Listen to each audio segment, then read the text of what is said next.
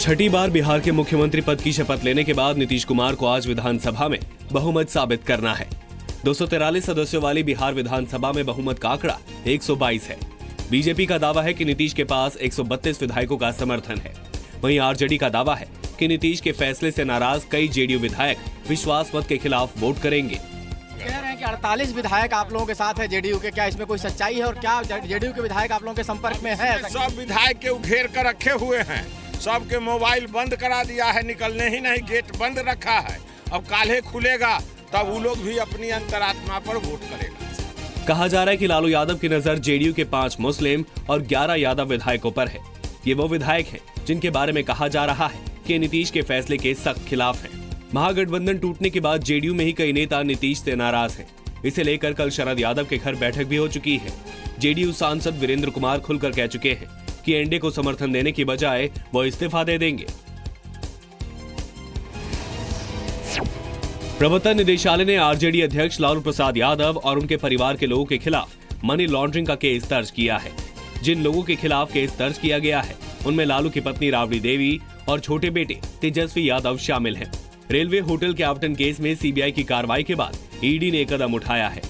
इस महीने की शुरुआत में सीबीआई ने इस मामले में लालू और उनके बेटे तेजस्वी यादव समेत कई लोगों के खिलाफ एफआईआर दर्ज की थी। इसी के बाद नीतीश और लालू के संबंधों में कड़वाहट आई, जिसका नतीजा महागठबंधन के टूट के रूप में सामने आया। लालू पर आरोप है कि रेल मंत्री रहते हुए उन्होंने आईआरसीटीसी के 2 होटल के रखरखाव का जिम्मा एक प्राइवेट कंपनी को सौंप दिया। इसके बदले उन्हें पटना में एक बेनामी कंपनी के जरिए करोड़ों की जमीन दी गई। जी न्यूज ने जम्मू कश्मीर के अलगाववादियों और पाकिस्तान में रह रहे आतंकियों के बीच साठगांठ का बड़ा खुलासा किया है। जी न्यूज के पास इस साठगांठ को साबित करने वाले दस्तावेज मौजूद हैं। एनआईए के सूत्रों के मुताबिक कश्मीर में मौजूद अलगाववादी कश्मीरी युवाओं को पाकिस्तान में दाखिला दिलाने के लिए सिफारिशी पत्र लिखते हैं। अलगाववादी हर दाखिले के एवज में 25 से 30 लाख रुपए लेते हैं और इन्हीं पैसों को जम्मू कश्मीर में हिंसा फैलाने और पत्थरबाजी के लिए इस्तेमाल किया जाता है। वहीं दूसरी तरफ टेरर फंडिंग केस में गिरफ्तार सभी अलगाववादियों का एनआईए लाई डिटेक्शन टेस्ट कराएगी। अलगाववादी नेता सैयद अली शाह गिलानी के दामाद अल्ताफ अहमद शाह समेत 7 अलगाववादी एनआईए की रिमांड में हैं। इन नेताओं से टेरर फंडिंग पर पुख्ता जानकारी जुटाने के लिए एनआईए ने लाई डिटेक्शन टेस्ट कराने का फैसला किया है। एनआईए ने इस केस में हुर्रियत नेता सैयद अली शाह गिलानी के बड़े बेटे समेत करीब 30 लोगों को पूछताछ के लिए समन भी भेजा है। इनमें हुर्रियत नेताओं के अलावा पत्थरबाज भी शामिल हैं। पाकिस्तान के पूर्व तानाशाह परवेज मुशर्रफ ने खुलासा किया है कि 16 साल पहले वो भारत पर परमाणु हमले का प्लान बना रहे थे, लेकिन भारत की जवाबी कार्रवाई के डर से उन्होंने एटमी हमले का इरादा टाल दिया। पाकिस्तान के पूर्व राष्ट्रपति मुशर्रफ ने बात जापान के अखबार मेनिची शिबुन को दिए एक इंटरव्यू में कही। इस इंटरव्यू में उन्होंने भारतीय संसद पर हमले और उसके बाद के तनाव का जिक्र भी किया है। इंटरव्यू में मुशर्रफ ने कहा, भारत पर एटमी हमला करना चाहते थे। भारतीय संसद पर हमले के बाद मैं कई रातों तक सो नहीं सका था। खुद से सवाल पूछता रहता था कि एटमी हथियार तैनात करूं या नहीं। मैंने एटमी हथियार इस्तेमाल करने के बारे में काफी सोचा, लेकिन भारत के जवाबी हमले के डर से इरादा बदल दिया। दहेज प्रताड़ना कानून के दुरुपयोग को लेकर सुप्रीम कोर्ट ने अहम कदम उठाया है। आईपीसी की धारा 498A यानी दहेज प्रताड़ना मामले में गिरफ्तारी सीधे नहीं होगी।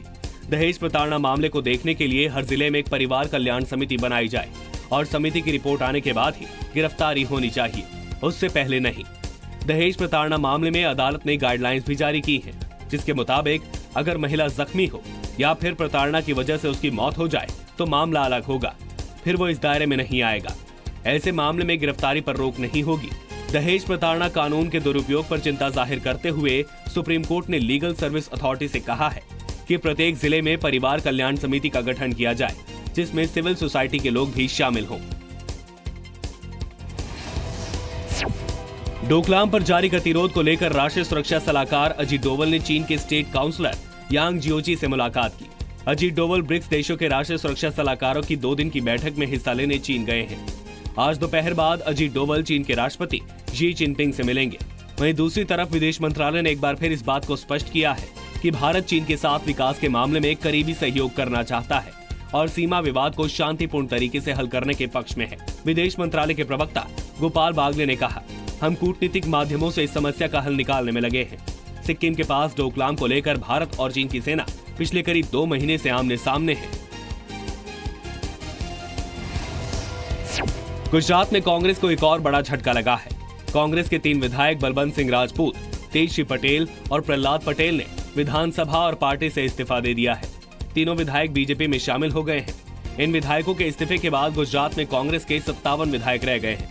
8 अगस्त को होने जा रहे राज्यसभा चुनाव में बीजेपी बलवंत सिंह राजपूत को उम्मीदवार बनाएगी। कांग्रेस की ओर से अहमद पटेल ने पर्चा भरा है।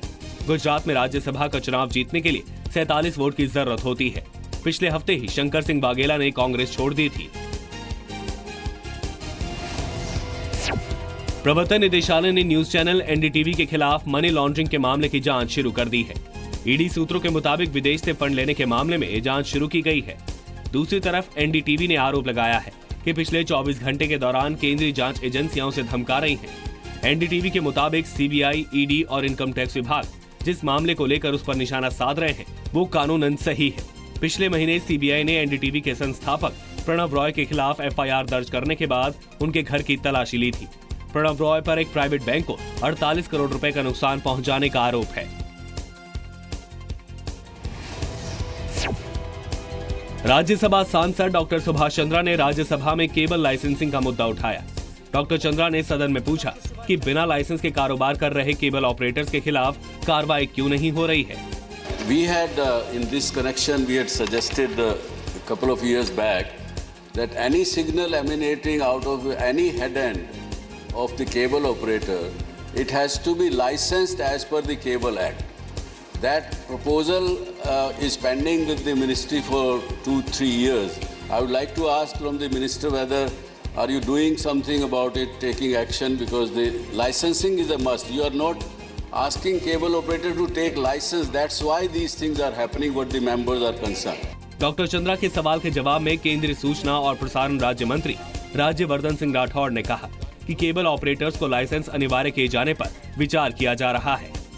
I think the member is asking about the transmission that is done, localized transmission that is done by the cable operators, like running their own channels.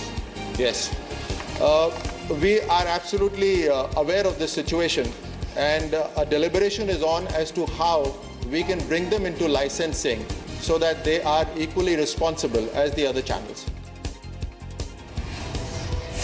प्रधानमंत्री नरेंद्र मोदी ने इंग्लैंड से वापस लौटी भारतीय महिला क्रिकेट टीम की खिलाड़ियों से मुलाकात की। महिला क्रिकेट वर्ल्ड कप में खिलाड़ियों के बेहतरीन प्रदर्शन के लिए पीएम मोदी ने उनकी तारीफ की।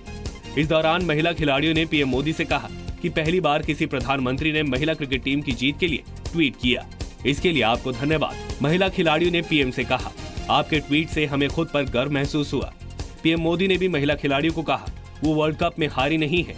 उनकी हार को 125 करोड़ भारतीयों ने अपने कंधों पर उठा लिया है, जिसका मतलब है कि उनकी जीत हुई है। पीएम मोदी ने कहा कि भारत की बेटियों ने अंतर्राष्ट्रीय स्तर पर भारत का सम्मान बढ़ाया है।